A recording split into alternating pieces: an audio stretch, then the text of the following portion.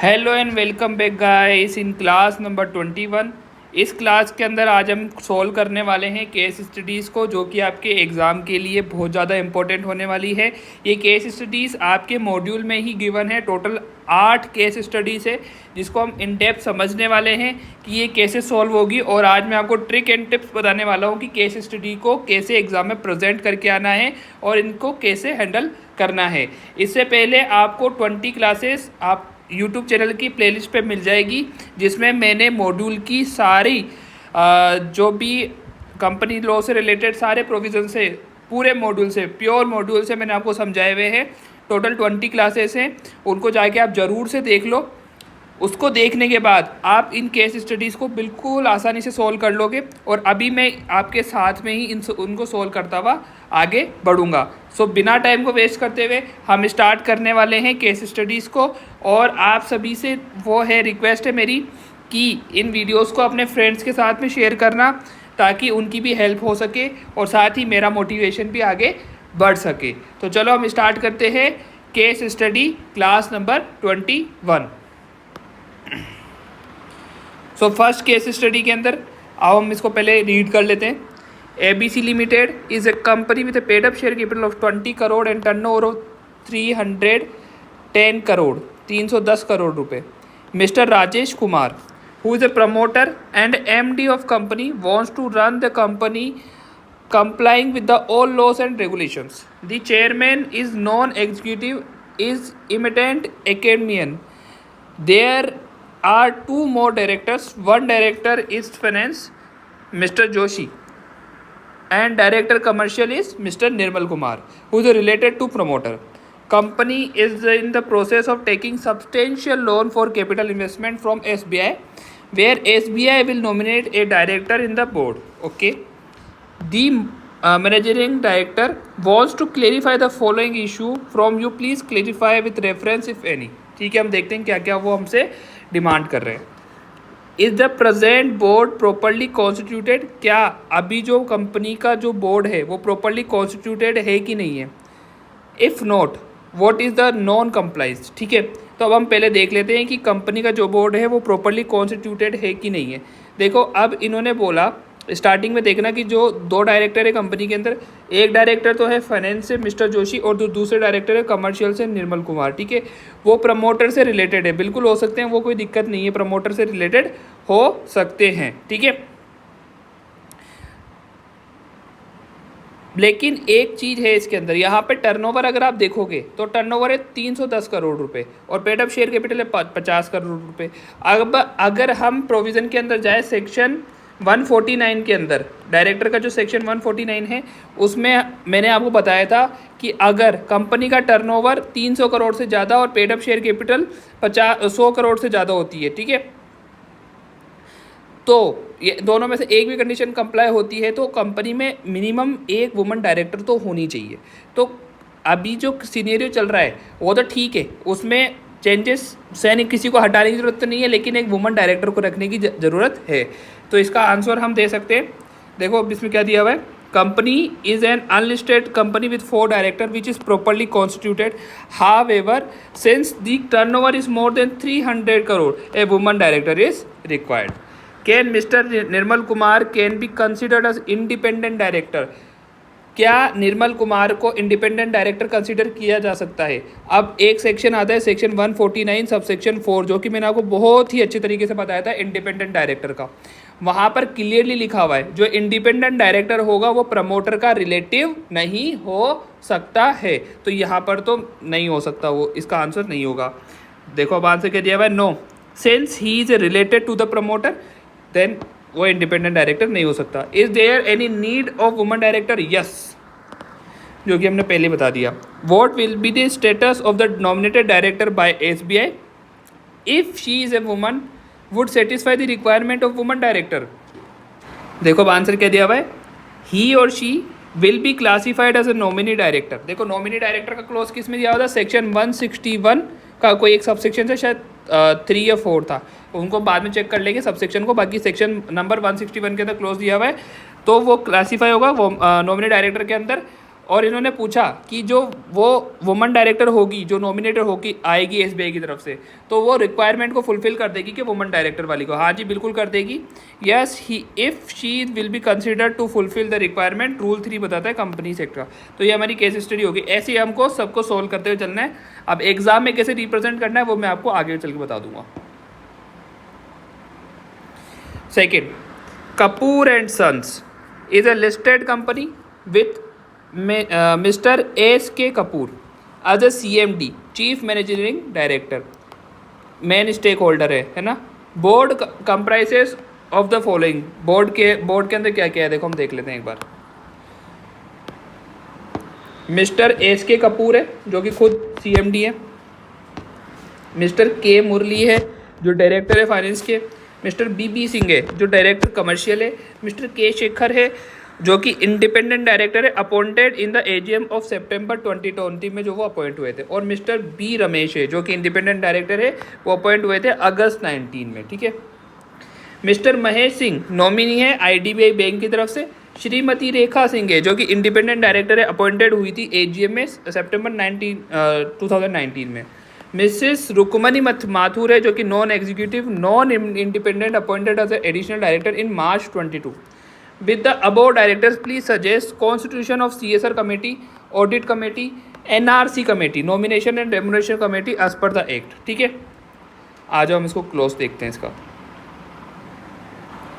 ठीक है। तो हमको तीनों के बारे में बताना है, CSR कमेटी के बारे में, ऑडिट कमेटी के बारे में और NRC के बारे में। तो CSR और ऑडिट कमेटी काफ़ी ज़्यादा इंपॉर्टेंट हो जाता है, जो कि मैंने चैप्टर पढ़ाते वक्त भी आपको बहुत ज़्यादा ध्यान देने के लिए बोला था कि जो सेक्शन नंबर 135 और सेक्शन 177 जो कि हमारा ये तो है CSR से रिलेटेड और ये जो है हमारा ऑडिट कमेटी से रिलेटेड है, ठीक है।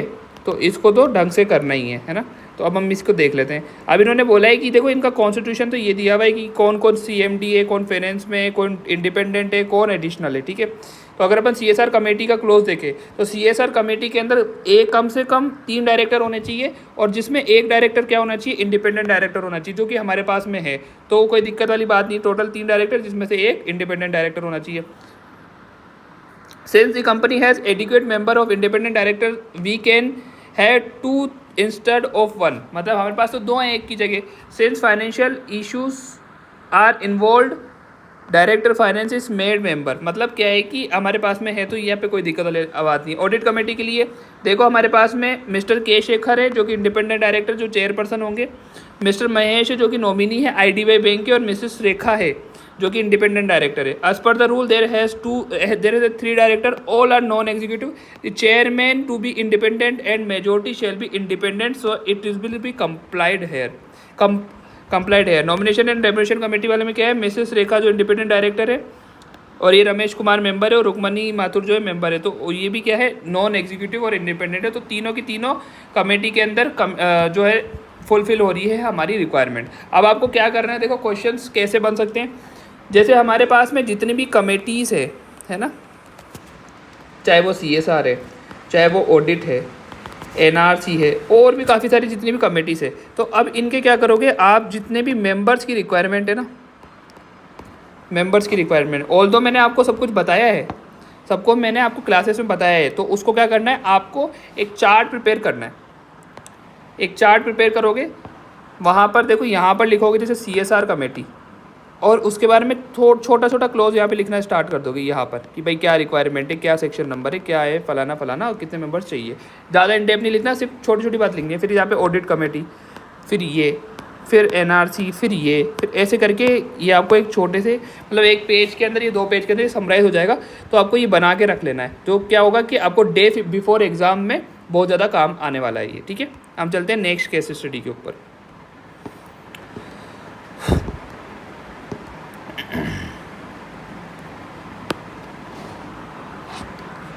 The last board meeting of ABC Structures Limited, a public limited company, was held on 25th January 2022. The managing director wants that in the next board meeting, the annual financial statement is to be placed and approved. The accounts manager feels that the financial statement shall be ready latest by 15th June only. Mr. Ahuja is the chairperson of audit committee who will not be in India during the whole of June. पूरे जून में वो India में नहीं थे। MD feels that we get the financial statements approved through video conferencing of the board meeting। देखो ये बिल्कुल भी प्रोहिबिटेड है, ये चीज़ आप ध्यान रखना कि फाइनेंशियल स्टेटमेंट जो है वो वीडियो कॉन्फ्रेंसिंग के थ्रू कभी भी अप्रूव नहीं हो सकते। Presently there is no chairman in the company, MD chairs the board meeting. देखो अब क्या है इसका answer. As per the section 173 subsection 1 board meetings वाला, next board meeting shall have to be held on 120 days of the previous meeting। देखो मैंने आपको बहुत ही प्यारे से चार्ट के थ्रू मैंने समझाया था कि बोर्ड मीटिंग कब कब होनी चाहिए, ठीक है। वो चार्ट आपके पास होगा तो एक बार उसको देख के जरूर से रिवाइज कर लेना सारे sections. Therefore next board meeting cannot be held in the June। There shall be another meeting to be held when financial statements are ready। Rule 4 of the companies, जो रूल 4 है कंपनीज एक्ट का, वो board meeting और उसकी power बताता है और वो साफ साफ प्रोहिबिटेड करता है कि अप्रूवल और फाइनेंशियल स्टेटमेंट का वीडियो कॉन्फ्रेंसिंग के थ्रू कभी भी नहीं हो सकता है। फोर्थ केस स्टडी के अंदर आज हम देखते हैं वेस्टर्न इंडिया लिमिटेड है। एक मिनट,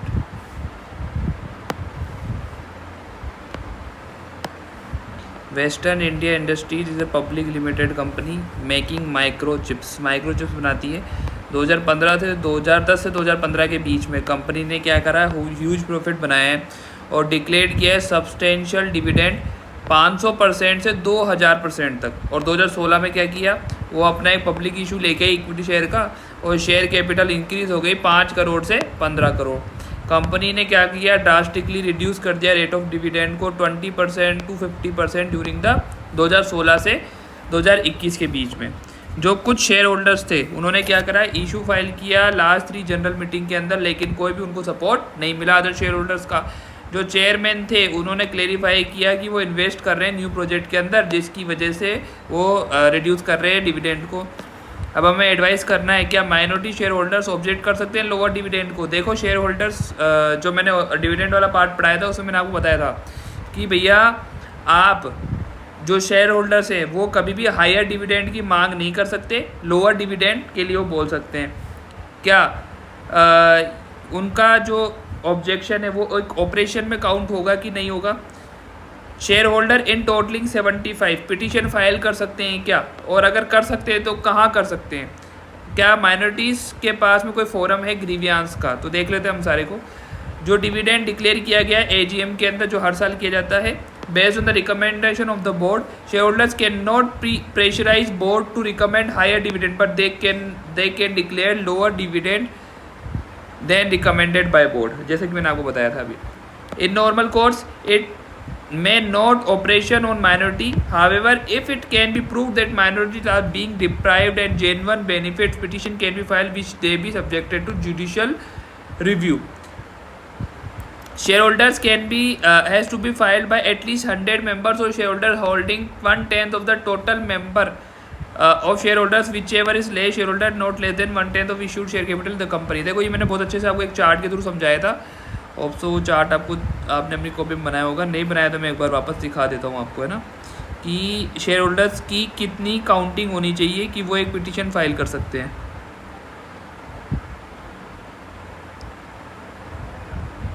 हाँ ये देखो 100 मेंबर, मिनिमम 100 मेंबर, या फिर 5% ऑफ मेंबर, और मेंबर जो होल्डिंग करते हैं लिस्टिंग कंपनी के अंदर 2% ऑफ शेयर कैपिटल, और अनलिस्टेड कंपनी के अंदर 5% ऑफ शेयर कैपिटल। देखो ये चार्ट अगर आपने नहीं बनाया तो अच्छे से आप बना लो, जो मैंने आपको रेगुलर क्लासेस में समझाया था। और अभी भी आपने रेगुलर क्लासेस अच्छे से नहीं देखी है तो उसको कृपया करके 2x की स्पीड में, 4x की स्पीड में, जितने की स्पीड में आपको बढ़ा के देखनी है कंप्लीट कर लो, ठीक है। नेक्स्ट क्या था कि माइनॉरिटीज़ के लिए कोई फोरम है ग्रीवियांस का, बिल्कुल है जी, NCLT में कर सकते हो। Minorities of listed companies may vent their grievances in investor relation committee of the board or else file petition to NCLT. Next, Jyoti Industry is a public limited company due to some IR problem, investor relation problem मान लो, ठीक है। The factory and office was closed. 2 account officer dealing with the finalization of accounts left the company in quick succession and accounts could not be prepared. It is likely that financial statement will not be placed within the last date of AGM, that is 30 September. Managing Director wants to know the consequences in the following situation. क्या accounts ready नहीं हुए और place नहीं हुए तो क्या होगा? AGM हमने डेफर कर दी 30 सितंबर के बाद तो क्या होगा? Accounts are ready but AGM could not be held तो क्या होगा? ठीक है, और एजीएम हो गई, अकाउंट प्लेस नहीं हुए तो क्या होगा? देखते हैं हम सारे कॉजेस को. Company has to adjourn the meeting to a date where the account shall be ready, but such meeting also shall within the 30 September. Company क्या कर सकती है? अपनी जो मीटिंग है उसको आगे बढ़ा सकती है. मान लो 30 सितंबर से पहले होने वाली थी, 30 सितंबर तक कर सकती है, लेकिन 30 सितंबर से आगे नहीं कर सकती है. AGM cannot be deferred by the company. Approval of extension is given by registrar of company. However, the approval of extension shall be taken within the 30 September. मतलब क्या है? अप्रूवल तो मिल जाएगी आपको, लेकिन उसको भी 30 सितंबर के भीतर या उससे पहले लेनी पड़ेगी. If AGM could not be held तो वो क्या होगा? वायलेशन ऑफ लॉ के अंदर आ जाएगा. लास्ट क्वेश्चन क्या था? AGM held accounts placed but not approved. If the AGM held but accounts not be adopted, the unadopted account shall be filed with the registrar. Where the financial statements are not adopted at the annual general meeting or adjourned annual general meeting, such unadopted financial statement along with the required document shall be filed with the registrar within the 30 days of the annual general meeting. क्या होगा कि उसको 30 दिनों के भीतर registrar के साथ में फाइल करना पड़ेगा अलोंग अनअडॉप्टेड जो फाइनेंशियल स्टेटमेंट है उनको. नेक्स्ट, श्री आर के चौहान जो कि MD है Dowell company limited. The audit is going on and there are many issues which the auditor is pointed out which are being clarified, but auditor is not satisfied with the answer. Managing Director wants to know how the auditor can be removed. Auditor also is not comfortable and threatened to resign. In such situation, MD wants to clarify the legal provision of the various situations. देखो MD जो है, अब इस company में क्या हो रहा है कि ऑडिटर खुद भी हटना चाहता है और जो MD है वो भी जानना चाहता है कि इसके कॉन्सिक्वेंसेस क्या होंगे और को कैसे हटा सकता है. ठीक है, कहता है ऑडिटर रिमूव. क्या ऑडिटर रिमूव हो सकता है? बिल्कुल हो सकता है. व्हाट इज द प्रोसीजर जो हम देख लेते हैं. What happens if the auditor resign. देखो अगर ऑडिटर रिजाइन करता है तो ये क्लेरिकल सिचुएशन हो जाती है, काफ़ी ज़्यादा टेंस्ड सिचुएशन हो जाती है. उसमें सेंट्रल गवर्नमेंट को क्या बोलते हैं इन्वॉल्व होना पड़ता है. What happens if the auditor give the qualified report. अगर वो क्वालिफाइड रिपोर्ट दे देता है तो भी क्या होगा? देखो सेक्शन 139 के अंदर ऑडिटर रिमूव यानी जो होता है अपॉइंट होता है स्टेट ऑडिट के अंदर, may be removed from his office before the expiry of his term only by special resolution of the company and after obtaining the previous approval of the central government by making application in e-form ADT2 and shall be compliant with the prescribed fees. The application shall be made with the central government within the 30 days of the resolution passed by the board. The company shall hold a general meeting with the 60 days of the receipt of the approval of central government for passing the special resolution. The auditor concerned shall be given a reasonable opportunity of being heard.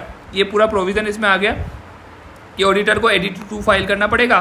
SR पास होगा इसके लिए और जो 30 दिनों के भीतर central government को बताना पड़ेगा और सेंट्रल गवर्नमेंट की अप्रूवल के 60 दिनों के भीतर एक जनरल मीटिंग होगी और स्पेशल रिजोल्यूशन पास होगा उसके अंदर. पहला क्वेश्चन था इनका क्या ऑडिटर रिमूव हो सकता है. If an auditor removed a new auditor has to be appointed by the board और इसको कैजुअल वैकेंसी नाम दिया जाएगा और जिसको क्या किया जाएगा नेक्स्ट बोर्ड मीटिंग के अंदर आपका पुष्टिकरण किया जाएगा, रेटिफिकेशन कर दिया जाएगा उसका. ठीक है, नेक्स्ट उसके बाद क्या था. What happens if auditor resign. अगर ऑडिटर रिजाइन करता है तो उसमें क्या होगा. If the auditor resign from the company, he shall file within the period of 30 days from the date of resignation a statement in ADT3. ADT3 के अंदर एक स्टेटमेंट फाइल करेगा with the company and the registrar. The auditor shall indicate the reasons and other facts that may be relevant with the regard to his resignation in this statement. सारे statement इसके अंदर file करेगा कि वो क्यों resign कर रहा है कंपनी से. ठीक है. What happens if auditor qualified report देता है. अगर ऑडिटर क्वालिफाइड रिपोर्ट देता है जो same to be replied by the director as annexure और टू बोर्ड एंड उसको सर्कुलेट किया जाएगा AGM के अंदर. अगर क्वालिफाइड रिपोर्ट देता है तो डायरेक्टर को उसके ऊपर क्लैरिफिकेशन देना पड़ेगा कि क्वालिफाइड रिपोर्ट क्यों दी गई है और उसको सेम को AGM के अंदर प्लेस भी करना पड़ेगा. आ जाओ next. Ramesh, Rohit and Madan, all graduate in pharmacy, decide to form a startup business of manufacturing rare medicine for cancer. Rohit plans a big and wants to go to public for finance in course of time. Madan has requested his uncle, an NRI based USA, to invest in the company, which he has agreed. Ramesh feels that they should go for Section 8 company as the target is not make money. Madan's uncle wants to know the advantage and disadvantage of the public and private company in India. देखो, अगर कोई भी company public finance के लिए जाती है तो वो कभी भी सेक्शन 8 कंपनी में नहीं जाएगी, क्योंकि सेक्शन 8 कंपनी पब्लिक से फाइनेंस यानी पब्लिक से पैसा नहीं ले सकती है। ठीक है, तो उसके अपन बता देंगे। अब इसमें क्या है, सेक्शन 8 कंपनी के बारे में बताया गया है, तो फिर अपन उसका पहले जो पूरा का पूरा जो प्रोविज़न है कब सेक्शन 8 कंपनी का, वो अपन लिख के फिर आगे क्लेरिफाई करेंगे चीज़ों को। अब देखते हैं क्वेश्चन हमारे पास में क्या क्या है। You are advised to clarify the following issues. In order to fulfill Roy's plan, what kind of entity should be preferred and why? किस टाइप की एंटिटी बनानी चाहिए और क्यों? Can Madan's uncle invest in the company as an NRI? क्या वो NRI होके company में इन्वेस्ट कर सकते हैं? देखो, कर तो सकते हैं, इसमें फिर फेमा की रेगुलेशंस भी आ जाएगी, जो कि हम आगे देखते हैं। Ramesh idea of section 8 company is okay, prepare small note for Madan's uncle। ठीक है। Private company cannot call for finance from the public. However, a private company can be converted into public company. It is preferred that the public company be incorporated so that finance can be taken from the market. Private company नहीं ले सकती, तो आपको पता है public से finance, तो क्या है कि उनको पब्लिक कंपनी ही बनानी चाहिए। मदन के अंकल जो है वो इन्वेस्ट कर सकते हैं subject to FDI restriction, foreign direct investment, मतलब फेमा के जो रेगुलेशंस लग जाते हैं। रमेश का आइडिया सेक्शन 8 कंपनी का is not okay. This is a business where they are investing as an entrepreneur and this is not an NGO or social enterprises. Note for Madan uncle, क्या क्या advantage है private company की। Many provisions of the Companies Act do not apply. Shareholders are limited, are normally taken. Disadvantage क्या है, can not invite from public. काफ़ी सारे हो सकते हैं, उन्होंने तो 2 ही लिखे हैं, अपन तो काफ़ी ज़्यादा ले सकते हैं, और इंक्रीज़ नहीं हो सकती 200 से ज़्यादा मेंबर्स की लिमिट। आ जाओ next.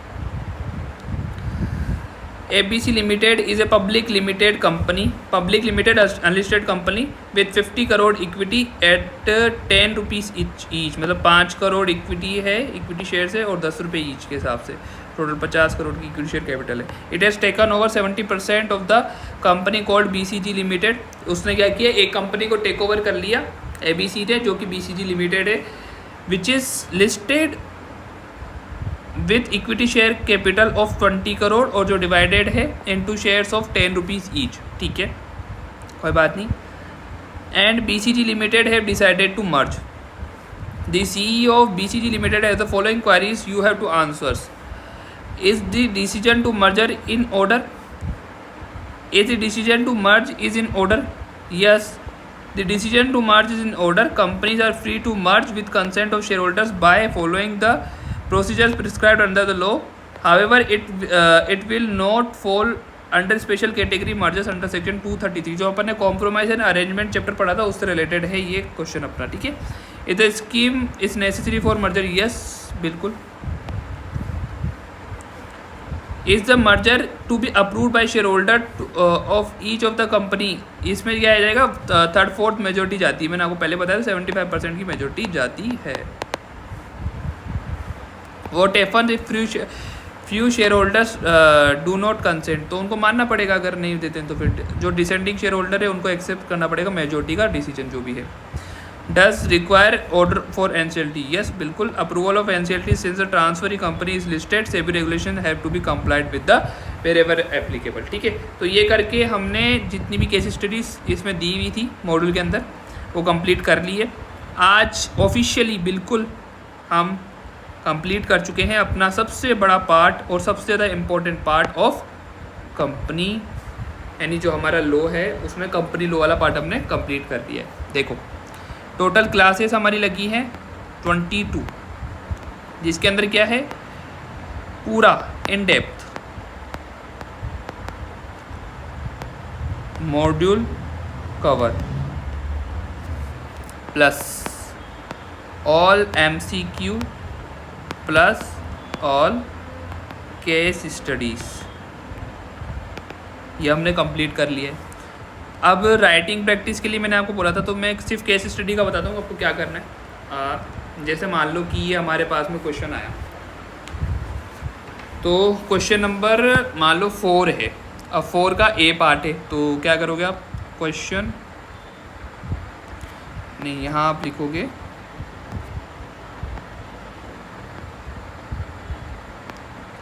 Answer to question 4A, और फिर ऐसे करना, यहाँ से आप स्टार्ट करोगे।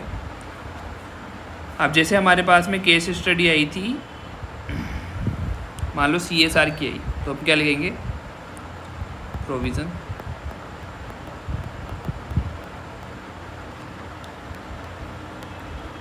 As per section 135 of Companies Act 2013 clarify about corporate social responsibility।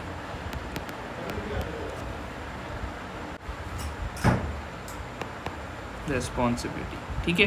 तो ऐसे करके हमको यहाँ पे प्रोविज़न पूरा कंप्लीट कर लेना है, यहाँ पे पूरा ये प्रोविज़न आएगा, ठीक है। ठीक है, यहाँ पे हमने रेलेवेंट प्रोविज़न लिखना है, और जैसे आप ये सेक्शन लिख रहे हो तो उसको क्या करोगे, थोड़ा सा बॉक्स में डाल दोगे, तो ये सब करना है। एक मिनट, है ना। देन उसके बाद में यहाँ पे आप लिखोगे फैक्ट, तो अब जो भी उस केस में बताया गया उसके बारे में जो भी फैक्ट्स है वो लिखोगे। देन फिर यहाँ पर लिखना है कॉन्क्लूज़न, ठीक है। एक मिनट, कॉन्क्लूज़न। अब कॉन्क्लूज़न के अंदर जैसे मान लो पॉइंट्स है, तो आपने यहाँ पे प्रोविज़न तो पूरा लिख लिया। अब प्रोविज़न देखो काफ़ी ज़्यादा बड़ा होता है, तो अब पूरा का पूरा नहीं लिखना, जो उस केस स्टडी से रिलेटेड प्रोविज़न है ना वो ही लिखना है। स्टार्टिंग तो यहाँ से ऐसे ही करनी है आपको, ठीक है। अब जैसे एज पर सेक्शन लिखा आपने, अब जैसे 3-4 केस स्टडी आ गए एग्जाम में, या फिर आपको प्रोविजंस लिखने हैं, तो आप देखोगे क्योंकि एज पर सेक्शन, या फिर लिखोगे in the light of the provision of this section, ठीक है। ऐसे कुछ करके आपको लाइन्स बना बना के लिखनी है। अब कॉन्क्लूजन के अंदर आप क्या करोगे, पॉइंट डालोगे, जो पहला पॉइंट पूछा फिर दूसरा पॉइंट पूछा, उनका आंसर लेते चलोगे, यस नो। जैसे स्टार्ट करना है, क्या वो कर सकता है, क्या वो नहीं कर सकता, अगर नहीं कर सकता नो, फिर कोमा, फिर प्रोविज़न आपने लिखा, ऐसे करके आपको पॉइंट्सों के आंसर देने हैं, ठीक है। ऐसे प्रेजेंट करना है आपको, ठीक है। नोट सो लेंथी, नोट सो शॉर्ट, क्या करना है, जैसे मान लो कि 7 मार्क की कोई केस स्टडी है, ठीक है, 7 मार्क की कोई केस स्टडी आती है, तो आपने क्या करना है, उसको आप 1.5 पेज टू 2.5 पेज के अंदर समराइज़ करना है। अभी कोई ऑफिशियल मार्क नहीं है, ये मैं अपने एक्सपीरियंस से बता रहा हूँ कि आपको मिनिमम 1.5 पेज और मैक्सिमम 2.5 पेज ही रखने हैं, ठीक है। खुला खुला लिखना है, कंजस्टेड नहीं बनाना, हमको आराम से पढ़ने में आना चाहिए। आपको ये सोच के लिखना है कि अगर आप किसी की कॉपी चेक कर रहे होते और उसने ऐसा लिखा होता कंजस्टेड, तो आप उसको क्या मार्क्स देते। तो आप हमेशा आपको ये सोच के ही आंसर्स को लिखना है, ठीक है। तो ये छोटी छोटी टिप्स एंड ट्रिक्स है जो आप अपने एग्ज़ाम में रखोगे तो इस बार आप ज़रूर से पास होने वाले हो फ्लाइंग कलर के साथ में। एग्ज़ाम्स बिल्कुल नज़दीक है आपके, तो आपको डर लगेगा, एग्ज़ाम नहीं देने का मन होगा, जो दोनों ग्रुप दे रहे हैं उनको एक देने का मन होगा, तो ये बहुत ज़्यादा नेचुरल है, तो इसको ज़्यादा सीरियसली नहीं लेना। आराम से एग्ज़ाम अटेम्प्ट करो, पेपर अटेम्प्ट करो, और अपनी क्वेरीज़ को भेजते रहो कमेंट्स बॉक्स के अंदर, इंस्टाग्राम पे, जैसे भी आप भेजना चाहो, ठीक है। और मिलते हैं नेक्स्ट वीडियो के अंदर। नेक्स्ट आपकी जो भी क्वेरी थी उसके ऊपर अपन सॉल्व करेंगे सारी चीज़ों को, और चैनल के साथ बने रहो। अच्छा लगता है तो अपने फ्रेंड्स के साथ में शेयर करना। एग्ज़ाम के बाद भी मैंने आपके लिए काफ़ी सारी चीज़ें प्लान कर रखी है कि आपको कैसे अपना टाइम स्पेंड करना है बिफोर द रिज़ल्ट, वो भी मैं आपके साथ में शेयर करूँगा। फटाफट से अपने एग्ज़ाम्स को दो, देन मिलते हैं नेक्स्ट क्लासेस या नेक्स्ट किसी भी वीडियो के अंदर, ठीक है। तब तक के लिए बाय बाय, थैंक यू।